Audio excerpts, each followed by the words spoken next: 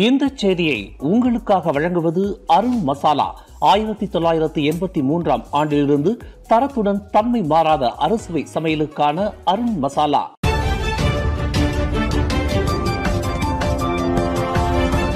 வணக்கம். திசைகளின் ஒரு மணி செய்திகள். MH370 விமானத்தை தேடி கண்டுபிடிப்பதில் மலேசிய அரசாங்கம் தொடர்ந்து உறுதி பூண்டுள்ளது.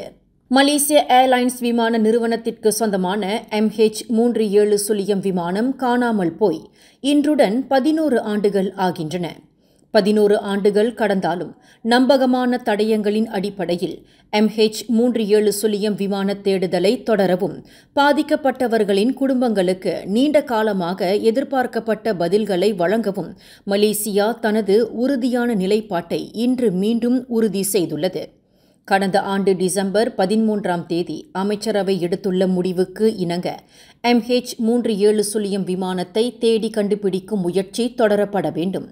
அதன்படி MH370 விமான தேடுதல் நடவடிக்கையை மீண்டும் தொடங்குவதற்கு முன்வந்துள்ள பிரிட்டனை தளமாக கொண்ட ஓஷன் இன்ஃபினிட்டி நிறுவனம் வழங்கிய பரிந்துரைக்கு மலேசிய அரசாங்கம் அங்கீகாரம் வழங்கியுள்ளதாக போக்குவரத்து அமைச்சு இன்று வெளியிட்டுள்ள ஓர் அறிக்கையில் தெரிவித்துள்ளது. புதிய தேடுதல் பகுதி இந்திய பெருங்கடலில் தெற்கை நோக்கி 15,000 சதுர கிலோமீட்டர் பரப்பளவை உள்ளடக்கியதாகும்.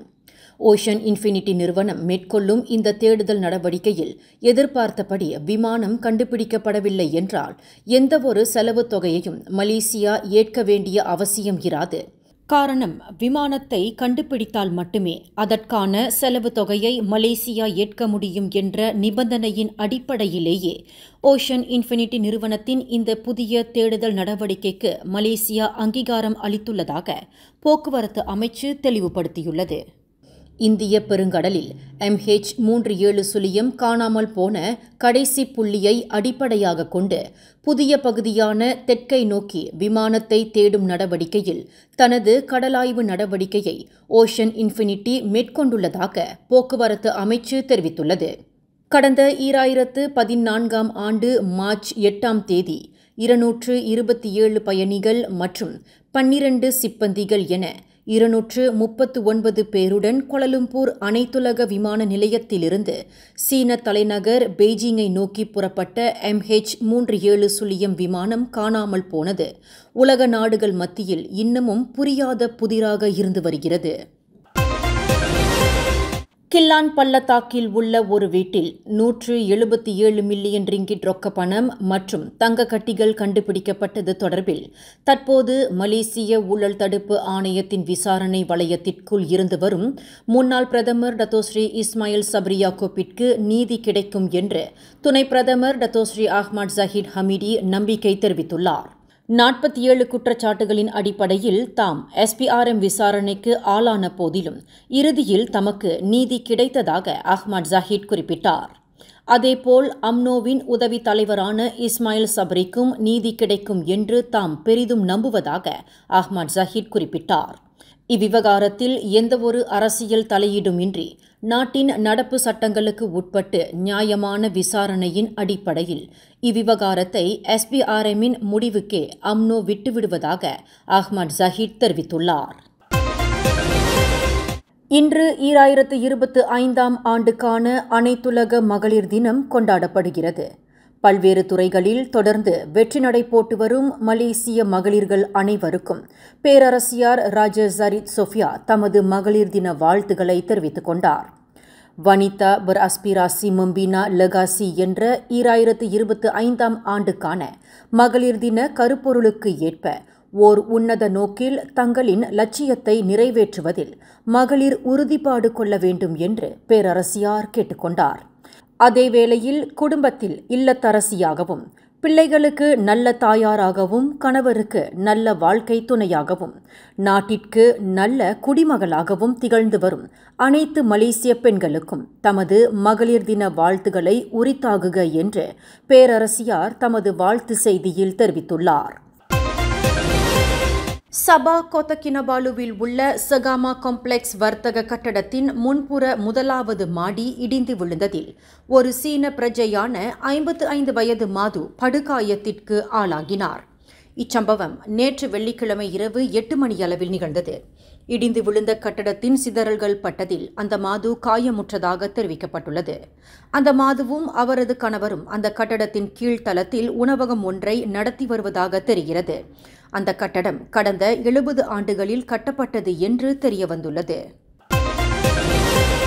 50,000 ரிங்கெட் லஞ்சம் பெற்றதாக கூறி கைது செய்யப்பட்டுள்ள தனது 2 முன்னாள் உதவியாளர்கள் மீது மலேசிய ஊழல் தடுப்பு ஆணையமான SPRM மேற்கொண்டு வரும் விசாரணைக்கு முழு ஒத்துழைப்பு வழங்க தயார் என்று செப்புத்தே MP த்ரேசா காக் அறிவித்துள்ளார். இவ்விவகாரத்தில் நீதி நிலைநாட்டப்படுவதற்கு தாம் உறுதி பூண்டுள்ளதாக DAP உதவி தலைவருமான த்ரேசா காக் குறிப்பிட்டார். கடந்த ஆண்டு அக்டோபர் மாதம் இறுதியில் எனது தொகுதிக்கு ஒதுக்கீடு செய்யப்பட்ட நிதியில் ஸ்மார்ட் போட்டுகள் மற்றும் ஸ்மார்ட் தொலைக்காட்சிகள் வாங்குவதற்காக 16 பள்ளிகளுக்கு தலா 99,000 ரிங்கெட் பயன்படுத்தப்பட்டுள்ளதாக கூட்டரசு பிரதேச அமலாக்க ஒருங்கிணைப்பு பிரிவு என்னிடம் தெரிவித்தது. ஆனால் இவ்வளவு பெரிய தொகையை தாம் அங்கீகரிக்கவே இல்லை என்றும் இது தொடர்பாக ஆராயப்பட்டதில் சம்பந்தப்பட்ட பொருட்கள் வாங்கப்பட்டுள்ளதைப் போல நிறுவனம் வெளியிட்டுள்ள விலைப்பட்டியல் சீட்டு போலியானது என்பது தெரியவந்துள்ளது என்று த்ரேசா காக் தெரிவித்துள்ளார். 3 ஸ்மார்ட் போட்டுகள் மற்றும் 3 ஸ்மார்ட் தொலைக்காட்சிகள் ஆகியவற்றின் மொத்த விலையே 55,299 ரிங்கிட் என்று LG பிராண்ட் நிறுவனத்தினர் அதிகாரப்பூர்வமாக தெரிவித்துள்ளனர். அப்படி இருக்கும்போது ஒவ்வொரு பள்ளிக்கும் 99,000 ரிங்கிட் யாரால் அங்கீகரிக்கப்பட்டது என்று த்ரேசா காக் கேள்வி எழுப்பினார். தொழிலாளர்களை ஏற்றி சென்ற பேருந்தும் வேன் ஒன்றும் விபத்துக்குள்ளானதில் 43 பயணிகளும் பேருந்து ஓட்டுநரும் பீதியில் மூழ்கினர். விபத்து நடந்த முறையை கண்டு பயணிகள் பயத்தில் உறைந்தனர் என்று தீயணைப்பு மீட்பு படையினர் தெரிவித்தனர். இவ்விபத்து நேற்று இரவு 8:40 மணி அளவில் ஜொஹூர் ஜலான் பாசிர் கூடாங் சாலையில் நிகழ்ந்தது. 5 நிமிடத்தில் சம்பவ இடத்தை சென்றடைந்த தீயணைப்பு மீட்பு படையினர் இடிபாடுகளுக்கு இடையில் சிக்கிய அனைத்து பயணிகளையும் பாதுகாப்பாக மீட்டனர் என்று பசேர் கூடாங் தீயணைப்பு நிலைய ஒருங்கிணைப்பாளர் ஹைஸ்ருல் ரஹ்மாட் தெரிவித்தார். இவ்விபத்தில் ஹீனோ ரக பேருந்தும் டொயோட்டா ஹயஸ் வேனும் சம்பந்தப்பட்டு இருந்ததாக அவர் குறிப்பிட்டார். இந்த செய்தியை உங்களுக்காக வழங்கியது அருண் மசாலா. 1983 ஆண்டிலிருந்து தரத்துடன் தன்மை மாறாத அறுசுவை சமையலுக்கு அருண் மசாலா. மேலும் செய்திகளை தெரிந்து கொள்ள கீழே இருக்கும் பெல் பட்டனை அழுத்துங்கள். உங்கள் மகிழ்ச்சியை வெளிப்படுத்த லைக் மற்றும் ஷேர் செய்யுங்கள். தொடர்ந்து திசைகளோடு இணைந்திருக்க சப்ஸ்கிரைப் செய்யுங்கள்.